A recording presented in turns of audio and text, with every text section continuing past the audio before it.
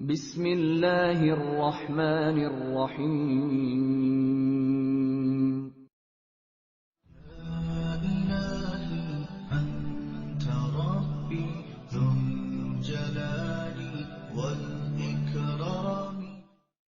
ایلچی واپس مرو پہنچا تو سلطان ملک شاہ اور نظام الملک نے بیتابی سے اس سے پوچھا کہ حسن بن صباح نے کیا جواب دیا ہے۔ ایلچی نے جو سرفروشی اور جانثاری کے مظاہرے وہاں دیکھے تھے وہ انہیں سنا دیے، اور حسن بن صباح نے جو جواب دیا تھا وہ بھی انہیں سنا دیا۔ سلطان ملک شاہ پر خاموشی طاری ہو گئی، لیکن نظام الملک کو جیسے غصہ آ گیا ہو، وہ اٹھ کر کمرے میں تیز تیز ٹہلنے لگا اور بار بار وہ اپنے ایک ہاتھ کا مکہ اپنے دوسرے ہاتھ پر مارتا تھا۔ کیا سوچ رہے ہو خواجہ؟ سلطان ملک شاہ نے پوچھا۔ اس کا لب و لہجہ کچھ ٹھنڈا سا تھا۔ میں اس کے سوا اور کچھ بھی نہیں سوچ سکتا کہ فوراً کوچ کیا جائے، نظام الملک نے کہا۔ کیا یہ ابلیس یہ سمجھتا ہے کہ ہم اس کی گیدڑ بھیکوں سے ڈر جائیں گے؟ سلطان محترم، میں کل صبح فجر کی نماز کے بعد کوچ کر جاؤں گا، امید ہے آپ مجھے روکیں گے نہیں۔ ہاں خواجہ، سلطان ملک شاہ نے کہا، تم کل صبح لشکر لے کر نکل جاؤ، میری دعائیں تمہارے ساتھ جائیں گی۔ اگلی صبح فجر کی نماز سے فارغ ہو کر خواجہ حسن توسی نظام الملک نے اپنے لشکر سے خطاب کیا۔ اس نے گزشتہ روز تمام لشکر کو تیاری کا حکم دے دیا تھا۔ صبح لشکر کوچ کے لیے تیار تھا۔ نظام الملک نے مختصر الفاظ میں اپنے لشکر سے کہا کہ وہ کسی کا ملک فتح کرنے نہیں جا رہے۔ اس نے حسن بن صباح اور باطنیوں کے متعلق کچھ باتیں کی اور کہا کہ ہم سلطنت سلجوق کی توسیع کے لیے نہیں جا رہے ہیں، بلکہ ایک ابلیسی قوت کو ہمیشہ کے لیے ختم کرنے جا رہے ہیں۔ اس نے یہ بھی کہا کہ اگر ہم نے وقت ضائع کیا یا وہاں جا کر ہم نے جانیں قربان کرنے سے منہ پھیر لیا تو سمجھ لو کہ تمہارا دین اسلام چند دنوں کا مہمان ہے، پھر یہاں نہ کوئی اللہ کا اور نہ اللہ کے رسول صلی اللہ علیہ وسلم کا نام لینے والا زندہ رہے گا۔ لشکر روانہ ہو گیا۔ عورتوں نے اپنے گھروں کی چھتوں پر کھڑے ہو کر لشکر کو اپنی دعاؤں کے ساتھ رخصت کیا۔ کچھ لوگ لشکر کے ساتھ دور تک گئے اور لشکر کو خدا حافظ کہہ کر واپس آ گئے۔ لشکر ابھی آدھے راستے میں ہی تھا کہ حسن بن صباح کو جاسوسوں نے اطلاع دی کہ سلجوقیوں کا لشکر آ رہا ہے۔ انہوں نے لشکر کی صحیح تعداد بھی بتا دی۔ حسن بن صباح کے جاسوس ہر جگہ موجود تھے۔ مورخ لکھتے ہیں کہ کوئی بات ابھی سلطان تک نہیں پہنچتی تھی، لیکن حسن بن صباح تک پہلے پہنچ جاتی تھی۔ مسلمان مورخوں کے علاوہ 2 یورپی مورخوں نے بھی لکھا ہے کہ جب حسن بن صباح کو اطلاع ملی کہ نظام الملک لشکر لا رہا ہے تو حسن بن صباح کا رد عمل صرف اتنا سا تھا کہ اس کے ہونٹوں پر مسکراہٹ آ گئی۔ اس نے ایسا نہیں کیا کہ اٹھ کر دوڑ پڑتا اور اپنے لشکر کو تیاری کا حکم دیتا یا لشکر کو اکٹھا کر کے کوئی اشتعال انگیز تقریر کرتا۔ وہ اطمینان اور آرام سے بیٹھا رہا۔ اس کے پاس 3-4 خاص معتمد اور مشیر بیٹھے ہوئے تھے۔ تم نے سن لیا ہے، حسن بن صباح نے انہیں کہا، نظام الملک کو راستے میں ہی قتل کر دو۔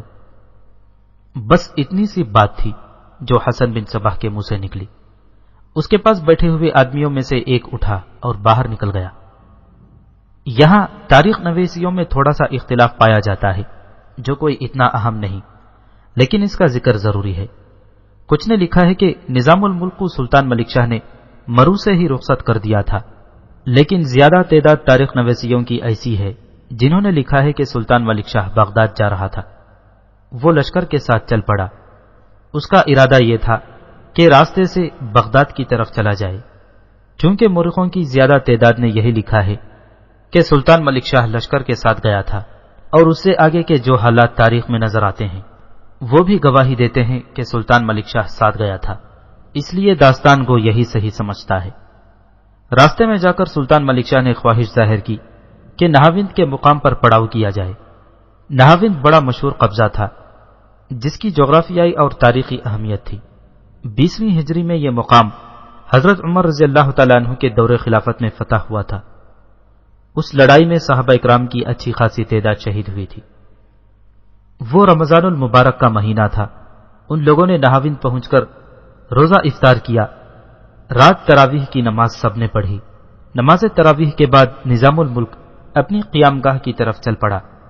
تاریخ کے مطابق لشکر نے تو اپنے لیے خیمے گاڑ لیے تھے، لیکن سلطان ملک شاہ اور نظام الملک کی رہائش کا انتظام قصبے میں ایک بڑے اچھے مکان میں کیا گیا تھا۔ اس وقت سلطان ملک شاہ نظام الملک کے ساتھ نہیں تھا۔ نظام الملک جب اپنی قیام گاہ کے قریب پہنچا تو وہاں بہت سے لوگ اکٹھے دیکھے جو نظام الملک کو دیکھنے یا اس سے ملنے آئے تھے۔ نظام الملک ان کے درمیان جا پہنچا اور جو کوئی بھی آگے آیا اس کے ساتھ اس نے ہاتھ ملایا۔ کیا سلجوقیوں کا وزیر اعظم ایک مظلوم کی فریاد سنے گا؟ ایک آواز سنائی دی، میں درخواست لکھ کر لایا ہوں۔ نظام الملک عدل و انصاف کا پابند تھا اور ہر کسی سے انصاف کرنا وہ اپنا دینی فریضہ سمجھتا تھا۔ اس نے جب یہ فریاد سنی تو بلند آواز سے کہا کہ یہ شخص آگے آ کر اپنی عرضی مجھے دے۔ ایک جوان سال آدمی آگے آیا اور اس نے احتجاج یا غصے کا مظاہرہ اس طرح کیا کہ اس کے ہاتھ میں جو کاغذ تھا نظام الملک کے ہاتھ میں دینے کے بجائے اس کے قدموں میں پھینک دیا اور غصے سے بولا، یہ لو میری فریاد اور مجھے انصاف دو۔ نظام الملک کاغذ اٹھانے کے لیے جھکا۔ کاغذ پھینکنے والے شخص نے بڑی تیزی سے اپنے کپڑوں کے اندر سے خنجر نکالا اور جھکے ہوئے نظام الملک کی پیٹھ میں اس قدر زور سے مارا کہ خنجر دل کو چیرتا ہوا دوسری طرف نکل گیا۔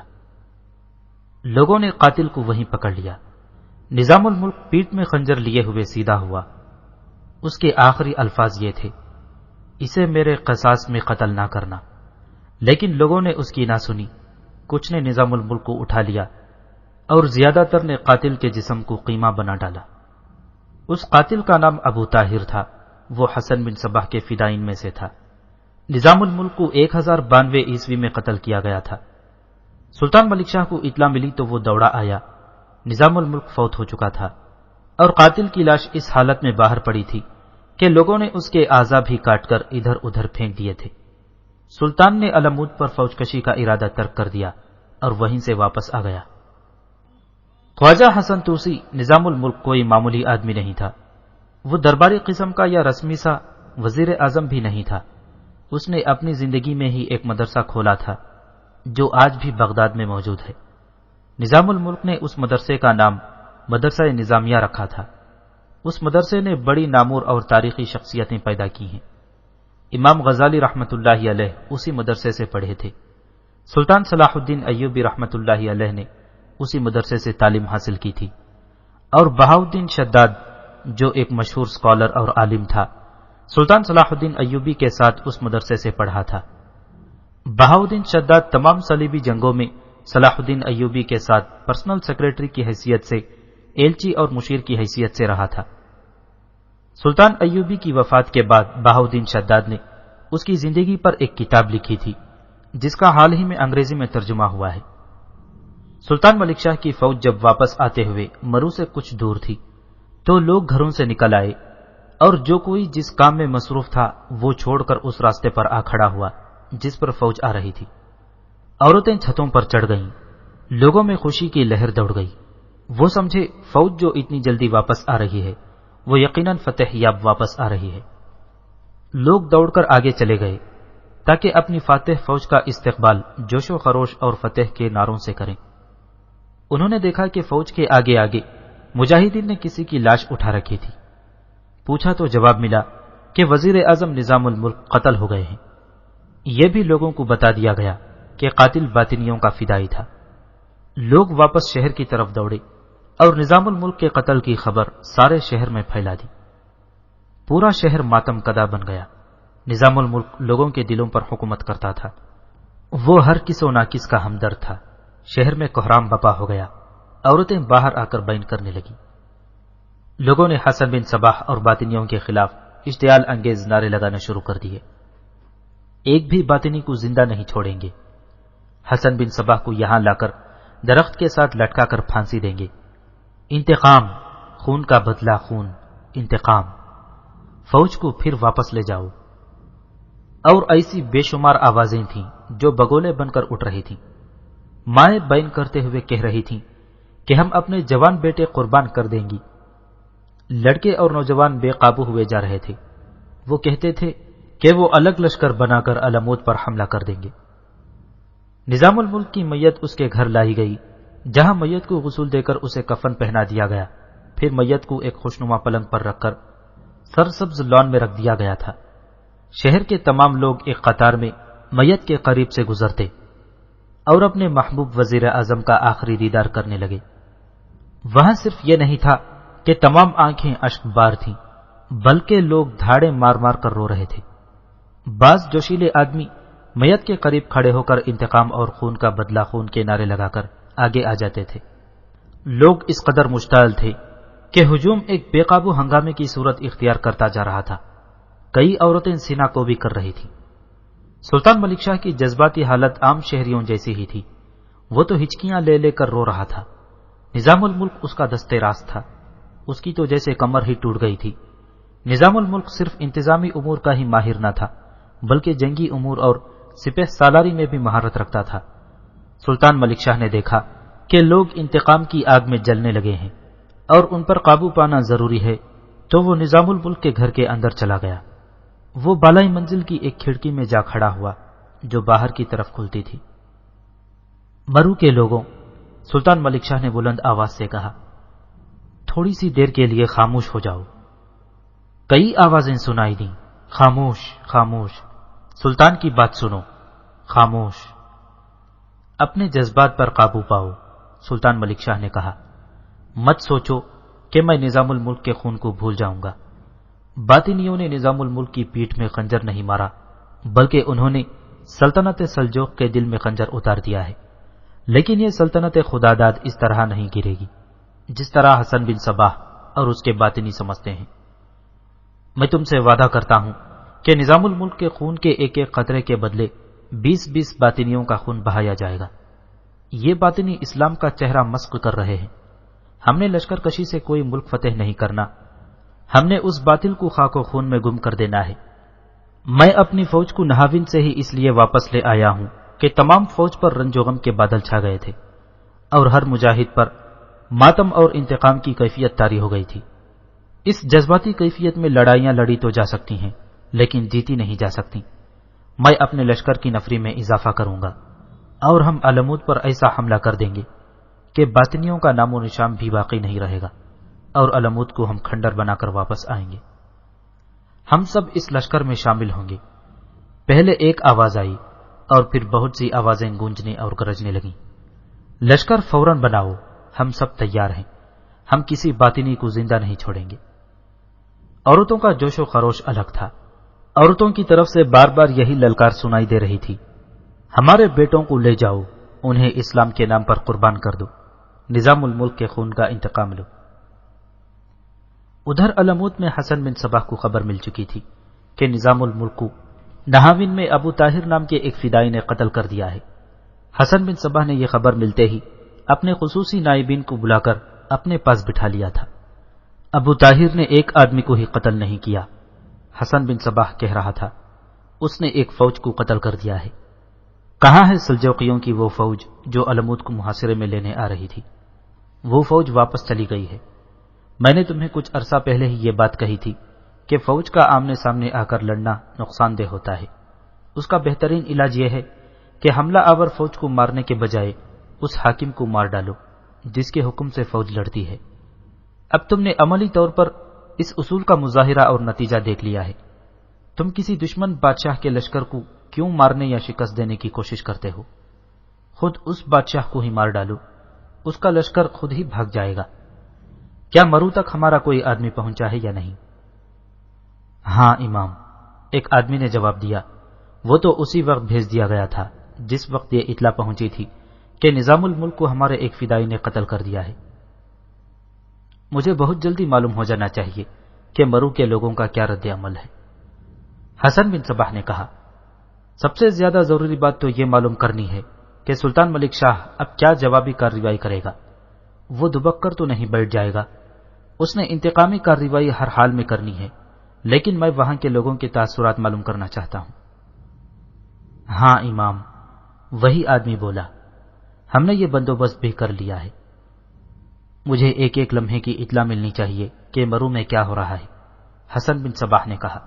اگر سلطان ملک شاہ علمود پر حملے کی تیاری کر رہا ہو تو ہم اسے بھی نظام الملک کی طرح خدا کے پاس بھیج دیں گے۔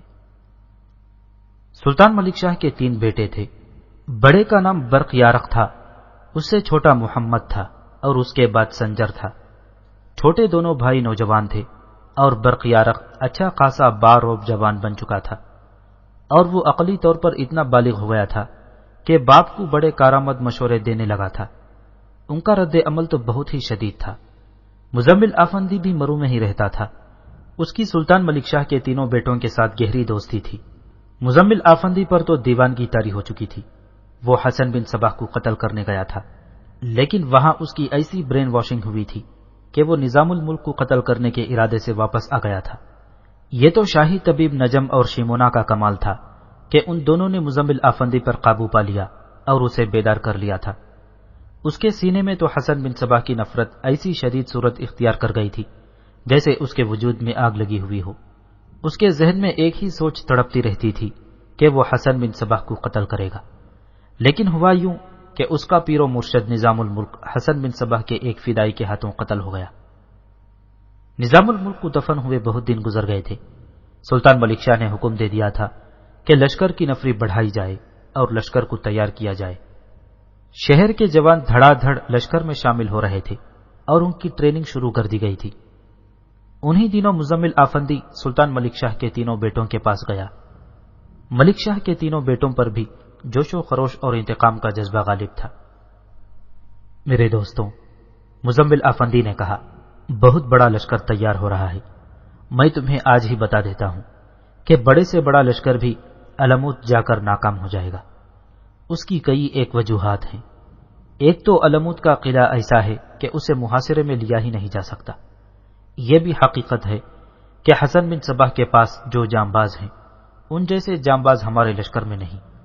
حسن بن صباح کوئی ایسی چال چلے گا جس سے ہمارا لشکر بیکار ہو کر رہ جائے گا۔ پھر کیا کرنا چاہیے؟ سلطان ملک شاہ کے بڑے بیٹے برقیارق نے پوچھا۔ یہ تو نہیں ہو سکتا کہ ہم خاموش ہو کر بیٹھ جائیں۔ یہی بات تو میں تم تینوں سے کرنے آیا ہوں، مزمل آفندی نے کہا۔ باطنیوں کو شکست دینے کا صرف ایک طریقہ ہے، اور وہ یہ ہے کہ حسن بن صباح اور اس کے پیر و مرشد احمد بن غتاش کو قتل کر دیا جائے۔ لیکن کام یہ بھی آسان نہیں۔ تم تینوں اچھی طرح جانتے ہو کہ میں حسن بن صباح کو قتل کرنے گیا تھا، پھر مجھ پر جو بیتی وہ بھی تم جانتے ہو۔ میں کہنا چاہتا ہوں کہ اس قسم کے چند ایک جانباز تیار کرو جیسے حسن بن صباح نے تیار کر رکھے ہیں۔ میں ان کے ساتھ جاؤں گا اور ان کی رہنمائی کروں گا۔ لڑنا ہوا تو لڑوں گا، اور قتل کرنے کا موقع ملا تو جس کو قتل کرنا ہے کر دوں گا۔ میں آج ہی سالاروں کو بلا کر کہہ دوں گا، برقیارق نے کہا۔ مجھے امید ہے کہ اپنی جانوں پر کھیلنے والے چند ایک آدمی تو ضرور ہی مل جائیں گے۔ لیکن برقیارق، مزمل آفندی نے کہا، اگر تمہارا یہ خیال ہے کہ تم کسی کو سونے چاندی کا لالچ دے کر تیار کر لو گے کہ وہ اپنی جان پر کھیل جائے گا، تو تم بہت بڑی اور بڑی ہی خطرناک خوش فہمی میں اپنے آپ کو مبتلا کرو گے۔ حسن بن صباح نے اپنے جانبازوں پر مذہب اور عقیدے کا جنون طاری کر رکھا ہے۔ اس کے ساتھ ہی اس نے اپنے جانبازوں کو حشیش پلا پلا کر ان کے دماغوں پر قبضہ کر رکھا ہے۔ وہاں تو یہ عالم ہے کہ سوچتا حسن بن صباح ہے اور عمل اس کے فدائی کرتے ہیں۔ کیا ہم اس طرح اور اس طریقے سے جانباز پیدا نہیں کر سکتے؟ کر سکتے ہیں، برقیارق کے چھوٹے بھائی محمد نے کہا، لیکن پہلے سالاروں کے ساتھ بات کر لی جائے۔ یہاں جانبازوں کی باتیں تو ہو رہی تھیں اور ان لوگوں کو امید تھی کہ وہ اسی قسم کے جانباز تیار کر سکیں گے جیسے حسن بن صباح نے تیار کر رکھے تھے۔ لیکن مورخ لکھتے ہیں کہ حسن بن صباح نے جس طرح فدائی تیار کیے تھے اس طرح بعد میں کوئی نہیں کر سکا۔ داستان کو پہلے تفصیل سے سنا چکا ہے کہ حسن بن صباح کے جانبازوں کو خوراک کیا کھلائی جاتی تھی، پلایا کیا جاتا تھا، اور انہیں عیش و عشرت کے لیے کیسے کیسے سامان مہیا کیے جاتے تھے۔ باطنی جانبازوں کو تو حسن بن صباح نے درندے بنا ڈالا تھا جن کا کام چیرنے پھاڑنے کے سوا اور کچھ بھی نہیں تھا۔ ان کے ذہنوں میں یہ ڈالا گیا تھا کہ جان دے کر ایک اور زندگی شروع ہوتی ہے جس میں صرف عیش و عشرت ہے، اس کے سوا اور کوئی ذمہ داری اور کوئی کام نہیں۔ مرو میں شیمونا بھی تھی۔ اسے چھوٹی سی عمر میں حسن بن صباح کے ڈاکوؤں نے قافلے سے اغوا کیا تھا اور اس طرح اسے ماں باپ سے جدا کر دیا تھا۔ پھر ان لوگوں نے اس کے باپ کو قتل کر دیا تھا۔ وہ مرو میں جس طرح آئی اور جس طرح نظام الملک کے سائے میں پہنچی وہ داستان کو سنا چکا ہے۔ وہ تو نظام الملک کو اپنا روحانی باپ سمجھتی تھی. اس کے باپ کو بھی حسن بن صبا کے ایک فدائی نے قتل کر دیا. وہ اس قدر روئی کہ اس کی ماں کو یہ خطرہ نظر آنے لگا تھا کہ یہ لڑکی روتے روتے مر جائے گی یا دماغی توازن کھو بیٹھے گی. ایک روز اچانک اس کا رونا بند ہو گیا اور اس کی آنکھیں خشک ہو گئیں. وہ ماں کے پاس جا بیٹھی. رات خواب میں نظام الملک سے ملاقات ہوئی ہے. شمونا نے ماں سے کہا، انہوں نے گلہ کیا ہے کہ تم نے ابھی تک میرے قتل کا انتقام نہیں لیا. اس کی ماں نے یہ بات سنی اور جس اندازے سے شمونا نے یہ بات کی تھی اس سے ماں کو یقین ہونے لگا کہ اس کی بیٹی کا دماغی توازن بگڑ گیا ہے. انہیں تم سے بہت پیار تھا، ماں نے کہا، بس یہی وجہ ہے کہ وہ تمہیں خواب میں نظر آئے ہیں. نہیں ماں، شمونا نے کہا، وہ مجھے کہنے آئے تھے کہ میرے خون کا انتقام صرف تم لے سکتی ہو اور تم انتقام لو. میں اب انتقام لے کے ہی رہوں گی. نظام الملک میرے روحانی باپ تھے. انتقام لوگی کیسے؟ ماں نے پوچھا. کیا تم علمود جا کر حسن بن صبا کو قتل کر سکتی ہو؟ ماں نے پوچھا اور کہا، تم اس کے پاس رہ چکی ہو. وہ جو ہی تمہیں دیکھے گا حکم دے دے گا کہ اس لڑکی کو قتل کر دیا جائے. اس کے کئی آدمی تمہیں پہچانتے ہوں گے. میری بات غور سے سنو ماں، شیمونا نے کہا. میں نے زبان کے داؤ پیچ اور ہیر پھیر حسن بن صبا سے سیکھے ہیں. یہ اسی پر آزماؤں گی. میرے پاس خنجر ہوگا. میں اس کے پاس چلی جاؤں گی اور کہوں گی کہ تمہاری محبت مجھے تمہارے پاس کھینچ لائی ہے. اس سے پہلے کہ وہ مجھے جلاد کے حوالے کرے میں خنجر اس کے دل میں اتار چکی ہوں گی. ماں نے اسے اس ارادے سے باز رکھنے کے لیے بہت دلیلیں دیں. اپنی محبت کا واسطہ بھی دیا اور یہ بھی کہا کہ تم نہ رہیں تو میرا اس دنیا میں اور کون ہوگا. میں اپنی جان خود ہی لے لوں گی. لیکن شیمونا پر کسی بات کا ذرا سا بھی اثر نہ ہوا. شیمونا اپنے ارادے پر ڈٹی رہی. وہ ماں کی کوئی بات سننے کے لیے تیار ہی نہیں تھی. ماں نے جا کر مزمل آفندی کو بتایا. مزمل آفندی ان کے گھر چلا گیا. اس نے شیمونا کو ایسی جذباتی اور ہیجانی کیفیت میں دیکھا جس سے صاف پتہ چلتا تھا کہ یہ حسین و جمیل لڑکی اپنے آپ میں ہے ہی نہیں اور اس کا دماغی توازن مشکوک ہے. مزمل نے اس پر اپنی محبت کا طلسم طاری کرنے کے لیے کچھ جذباتی باتیں کی. مجھے کچھ نہ کہو مزمل، شیمونا نے کہا. محبت بات کی بات ہے. اس وقت میری عقل اور میری روح پر نظام الملک کا خون سوار ہے. جب تک میں اس خون کا فرض چکا نہیں لیتی میں تمہاری محبت کو ذہن میں لا ہی نہیں سکتی. یہ بھی سن لو شیمونا، مزمل نے کہا. جب تک میں زندہ ہوں تم گھر سے باہر قدم نہیں رکھو گی.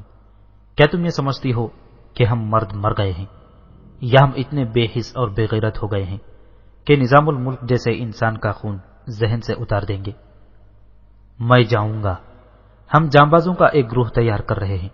مجھے پوری امید ہے کہ وہ دن جلدی طلوع ہوگا جس دن میں احمد بن غتاش اور حسن بن صبا کی لاشیں تمہارے قدموں میں لا کر رکھوں گا. تم تو پہلے ہی وہاں گئے تھے، شیمونا نے کہا. وہ تجربہ اب مجھے کام دے گا، مزمل نے کہا.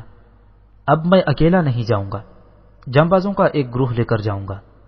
کیا تم دیکھ نہیں رہی کہ علمود پر حملے کے لیے اتنا بڑا لشکر تیار ہو رہا ہے؟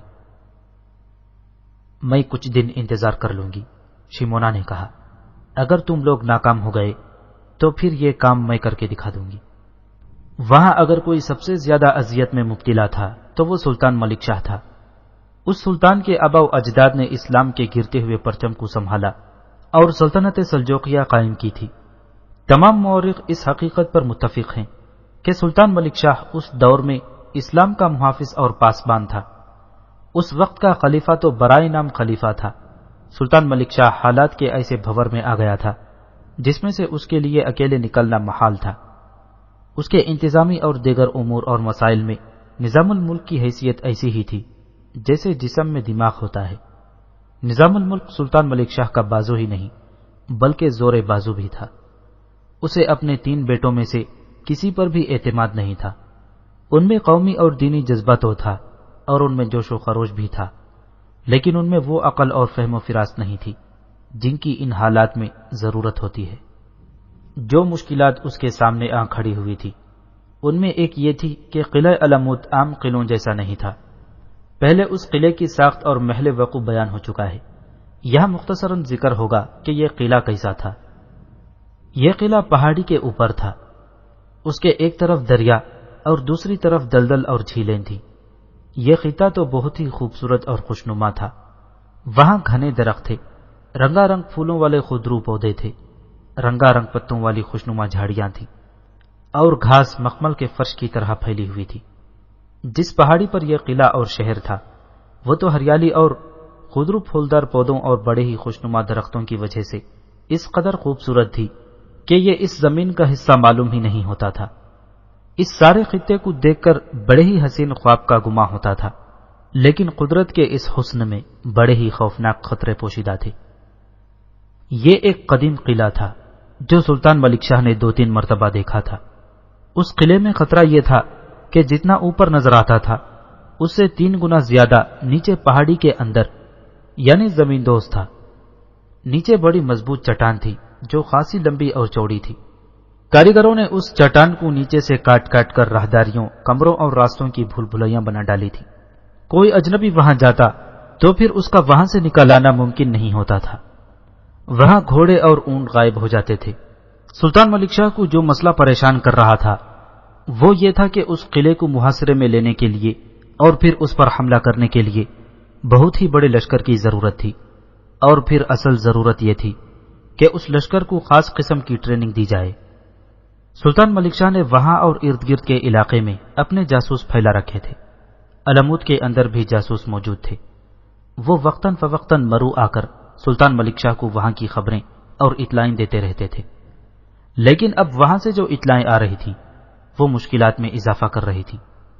مثلا نظام الملک کے قتل کے 1 مہینے بعد 2 جاسوسوں نے علمود سے آ کر سلطان ملک شاہ کو آ کر بتایا کہ باطنیوں کے حوصلے بلند ہو گئے ہیں اور انہوں نے تبلیغ کا کام تیز کر دیا ہے، اور اس کے ساتھ ہی انہوں نے ارد گرد کے بلکہ دور دور تک کے قلعوں پر لڑے بغیر قبضہ کرنے کی کوشش شروع کر دی ہے۔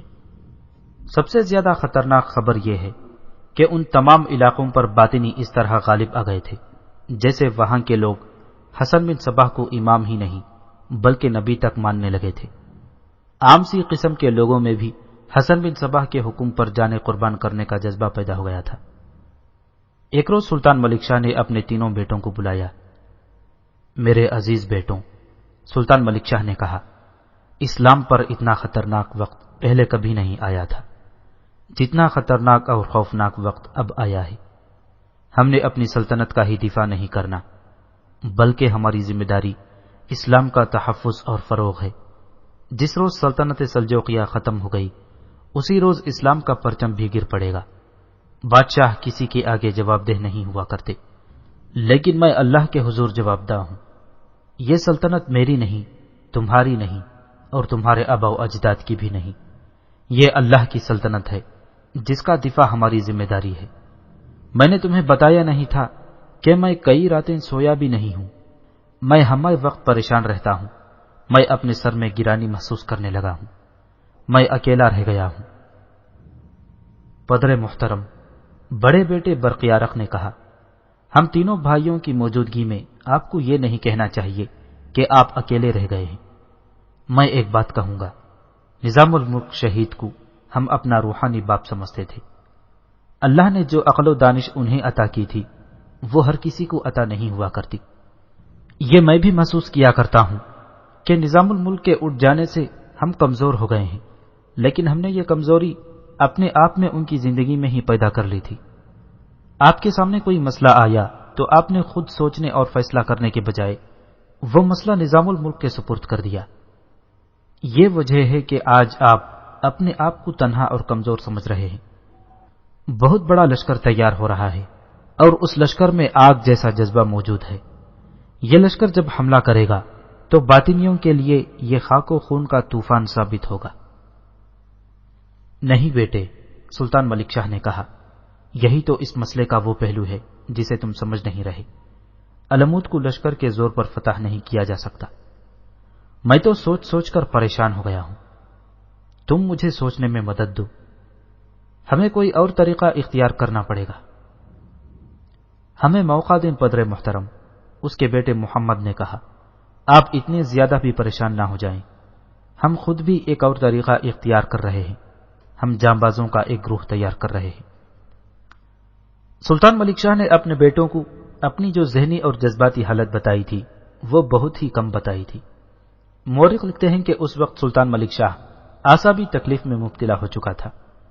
مسائل تو الگ تھے، صرف نظام الملک کے غم نے ہی اسے نڈھال کر دیا تھا۔ وہ عیش و عشرت کا دلدادہ سلطان نہیں تھا، بنی نوع انسان کی محبت دل میں رکھنے والا سادہ طبیعت انسان تھا۔ اس کی عمر بھی کچھ زیادہ ہو گئی تھی، جس سے جسم میں قوت مدافعت کم ہو گئی تھی۔ غم اور مسائل نے اس کے اعصاب پر اتنا زیادہ بوجھ ڈال دیا تھا جو اس کے اعصاب برداشت نہ کر سکے۔ ایک روایت یہ بھی ہے کہ تنہائی میں اسے روتے بھی دیکھا گیا تھا۔ اس کی چال ڈھال میں پہلے والی شان و شوکت نہیں رہی تھی۔ اس نے راتوں کو اٹھ کر اللہ کی عبادت شروع کر دی تھی۔ شب بیداریوں کا الگ اثر تھا۔ جس طرح علامود کی خبریں اور اطلاعیں سلطان ملک شاہ کے جاسوس مرو تک پہنچا رہے تھے، اسی طرح حسن بن صباح کے جاسوس مرو کی خبریں حسن بن صباح تک لے جا رہے تھے۔ دونوں اطراف میں فرق یہ تھا کہ سلطان ملک شاہ کو جب علامود کے بارے میں راز کی کوئی بات معلوم ہوتی تھی تو وہ پریشان ہو جاتا تھا، لیکن جب حسن بن صباح کو اس کا کوئی جاسوس مرو سے جا کر یہ بتاتا تھا کہ مرو میں بہت بڑا لشکر تیار ہو رہا ہے اور اس لشکر کو جنگی تربیت دی جا رہی ہے اور اس لشکر میں اضافہ ہوتا چلا جا رہا ہے، تو حسن بن صباح کے چہرے پر پریشانی کے آثار نمودار ہونے کے بجائے اس کے ہونٹوں پر لطیف سا تبسم آ جاتا تھا۔ اسے یہاں تک معلوم ہو گیا تھا کہ سلطان ملک شاہ پہلے والا تندرست و توانا اور چاقو چوبند سلطان نہیں رہا۔ جاسوسوں نے حسن بن صباح کو یہ بھی بتایا تھا کہ سلطان ملک شاہ کی چال ڈھال اور بولنے کے انداز میں بھی نقاہت آ گئی تھی۔ ایک روز مزمل آفندی گھوڑ دوڑ کے میدان کے باہر تماشائیوں میں کھڑا سواروں کو ٹریننگ دے رہا تھا۔ اسے کوئی جوان سال آدمی ملتا تو وہ اسے سب سے پہلے یہ بات کہتا تھا کہ وہ لشکر میں کیوں شامل نہیں ہوا۔ اس روز وہ گھوڑ سوار کی ٹریننگ اتنی دلچسپی سے نہیں دے رہا تھا جتنی توجہ سے وہ تماشائیوں کو دیکھتا پھرتا تھا۔ وہ 3-4 نوجوانوں سے کہہ چکا تھا کہ وہ تماشا دیکھنے کے بجائے لشکر میں شامل ہو جائیں تو انہیں شہ سوار بنا دیا جائے گا۔ وہ اس کوشش میں تھا کہ لشکر میں اضافہ ہوتا چلا جائے اور زیادہ نوجوان لشکر میں بھرتی ہوں۔ وہ تماشائیوں میں گھوم پھر رہا تھا کہ اسے اپنی عمر کا یعنی جوان سال ایک آدمی نظر آیا۔ یہ چہرہ اسے کچھ مانوس سا معلوم ہوا۔ وہ سوچنے لگا کہ اسے اس نے پہلے کہاں دیکھا ہے۔ اتنا تو وہ سمجھ سکتا تھا کہ اس شہر کی آبادی بھی کچھ کم نہیں، چلتے پھرتے کہیں نہ کہیں یہ شخص سامنے آ گیا ہوگا، لیکن مزمل یاد کرنے کی کوشش کر رہا تھا کہ اسے کہیں اور دیکھا تھا اور کسی خاص موقع پر اور کسی خاص صورتحال میں دیکھا تھا۔ اس نے اس آدمی کے چہرے کو اور زیادہ غور سے دیکھا۔ مزمل کو دراصل اس آدمی کی دائیں آنکھ کے نیچے گال کی ہڈی پر ایک تل نظر آ رہا تھا جو مٹر کے دانے جتنا تھا اور یہ کالا تل ابھرا ہوا تھا۔ مزمل اس تل کو نظر انداز نہ کر سکا۔ اس آدمی نے مزمل کی طرف دیکھا تو اس شخص کے چہرے کا تاثر بدل گیا اور وہ وہاں سے کھسکنے لگا۔ اس سے مزمل کو کچھ شک ہوا۔ ذرا رکنا بھائی، مزمل نے اس کے پیچھے جاتے ہوئے کہا۔ وہ آدمی یوں چلتا چلا گیا جیسے اس نے مزمل کی آواز سنی نہ ہو۔ مزمل تیز تیز چلتا اس کے پاس جا پہنچا۔ ہم اس سے پہلے کہاں ملے تھے؟ مزمل نے پوچھا اور اس کا چہرہ اور زیادہ غور سے دیکھتے ہوئے بولا، آپ کو میں نے یہاں اس شہر میں نہیں دیکھا، ہم کہیں اور ملے تھے۔ ضرور ملے ہوں گے بھائی، اس آدمی نے کہا۔ میں تمہارے اخلاق کی تعریف کرتا ہوں کہ تم نے مجھے یاد رکھا اور اتنی محبت سے مجھے بلایا۔ مجھے بالکل یاد نہیں ہے کہ ہم کہیں ملے بھی تھے یا نہیں۔ ہو سکتا ہے ہم کسی قافلے میں ہم سفر رہے ہوں یا کسی سرائے میں تم نے مجھے دیکھا ہو۔ میں تجارت پیشہ آدمی ہوں، شہر شہر قصبہ قصبہ گھومتا پھرتا رہتا ہوں، میں یہاں کا رہنے والا نہیں۔ مجھے یہ تمہارا موٹا دل یاد ہے، مزمل نے کہا۔ اس آدمی نے زوردار قہقہا لگایا اور مزمل کا دایاں ہاتھ اپنے دونوں ہاتھوں میں لے کر زور سے دبایا۔ اس دل کی وجہ سے ہی جو مجھے ایک بار دیکھ لیتا ہے وہ ہمیشہ یاد رکھتا ہے، اس آدمی نے بڑے ہی شگفتہ لہجے میں کہا اور پوچھا، کیا تم یہیں کے رہنے والے ہو؟ ہاں بھائی، مزمل آفندی نے جواب دیا، میں یہیں کا رہنے والا ہوں۔ اچھا دوست، اس آدمی نے مزمل سے ہاتھ ملایا اور کہا، میں تمہاری محبت کو یاد رکھوں گا۔ وہ آدمی چلا گیا اور مزمل کھڑا سوچتا رہا۔ اسے اتنا ہی یاد آ رہا تھا کہ یہ شخص اسے کہیں خاص صورتحال اور کسی خاص جگہ ملا تھا، اور اس کے ساتھ اس کی اچھی خاصی باتیں بھی ہوئی تھیں۔ کچھ دن اور گزر گئے۔ مزمل سلطان ملک شاہ کے بیٹوں سے ملتا ملاتا ہی رہتا تھا۔ ان میں بڑا بیٹا برق یارق چونکہ عمر میں ذرا بڑا تھا، اس لیے فہم و فراست رکھتا تھا، اس لیے ہوش مندی کی بات بھی کر لیتا تھا اور سمجھتا بھی تھا۔ مزمل آفندی زیادہ تر اسی کے ساتھ رابطہ رکھتا تھا۔ دوستی کے علاوہ ان کا ایک تعلق یہ بھی تھا کہ دونوں ایک جانباز گروہ تیار کر رہے تھے۔ ایک صبح مزمل برق یارق کے ہاں گیا۔ دونوں اکٹھے وہاں جایا کرتے تھے جہاں فوجیوں کو تیغ زنی، تیر اندازی اور برچھی بازی سکھائی جاتی تھی۔ مزمل نے اس روز برق یارق کو پریشان سا دیکھا۔ مزمل نے اس سے پوچھا کہ آج کوئی خاص بات ہو گئی ہے کہ وہ اتنا پریشان نظر آ رہا ہے؟ ہاں بھائی، برق یارق نے بتایا، سلطان تو صاحب فراش ہی ہو گئے ہیں۔ کوئی خاص تکلیف ہو گئی ہے؟ مزمل نے پوچھا۔ کسی خاص مرض کا نام نہیں لیا جا سکتا، برق یارق نے جواب دیا۔ کہتے ہیں کہ سر میں گرانی ہے اور کسی وقت سارے جسم میں ایسی بے چینی شروع ہو جاتی ہے جو ان کی برداشت سے باہر ہوتی ہے۔ کمزوری اتنی محسوس کرنے لگے ہیں کہ ان کی ٹانگیں جسم کا بوجھ سہارنے کے قابل نہیں رہیں۔ طبیب نے دیکھا ہوگا۔ طبیب تو 3-4 دنوں سے باقاعدہ آ رہا ہے، برق یارق نے جواب دیا۔ طبیب نے کہا ہے کہ سلطان کو ذہنی سکون کی شدید ضرورت ہے۔ وہ مسکن اور مقوی دوائیاں دے رہا ہے لیکن کوئی افاقہ نظر نہیں آتا، بلکہ حالات کبھی تو زیادہ ہی بگڑ جاتے ہیں۔ انہیں نظام الملک کا غم لے بیٹھا ہے، مزمل نے کہا۔ پھر ان کے ذہن اور دل میں یہ بوجھ آ پڑا ہے کہ وہ باطنیوں کو شکست نہیں دے سکیں گے۔ یہ ہمارا کام ہے کہ انہیں یقین دلائیں کہ ہم باطنیوں کو تہس نہس کر کے رکھ دیں گے۔ کیا یہ مناسب ہوگا کہ مجھے سلطان کے پاس لے چلو؟ مجھے امید ہے کہ میں انہیں اٹھا لوں گا، میرے ساتھ ان کا اچھا خاصا پیار ہے۔ نہیں مزمل، برق یارق نے کہا، طبیب نے سختی کے ساتھ کہہ دیا ہے کہ باہر کا کوئی آدمی سلطان کے پاس نہ آئے جب تک سلطان خود کسی کو نہ بلا لیں، گھر کا بھی کوئی فرد ان کے پاس نہ جائے۔ اس کے بعد مزمل اپنے کام میں مصروف ہو گیا۔ اس کا اب یہی ایک عزم تھا کہ جانبازوں کا ایک گروہ تیار کرنا ہے اور انہیں اسی طرح بنانا ہے جس طرح سلطان کا ایک ایلچی علمود جا کر حسن بن صباح کے فدائیوں کو دیکھ آیا تھا۔ مزمل چاہتا تھا کہ خواہ 20 ہی جانباز تیار ہو جائیں، لیکن وہ اس طرح تیار ہوں کہ اگر کسی سے کہا جائے کہ وہ اپنے پیٹ میں تلوار اتار لے تو بلا حیل و حجت اپنے پیٹ میں تلوار اتار لے۔ مزمل کا یہ عزم تو تھا، لیکن اسے ایسا کوئی تجربہ حاصل نہیں تھا کہ اس طرح کے جانباز کیسے تیار کیے جاتے ہیں۔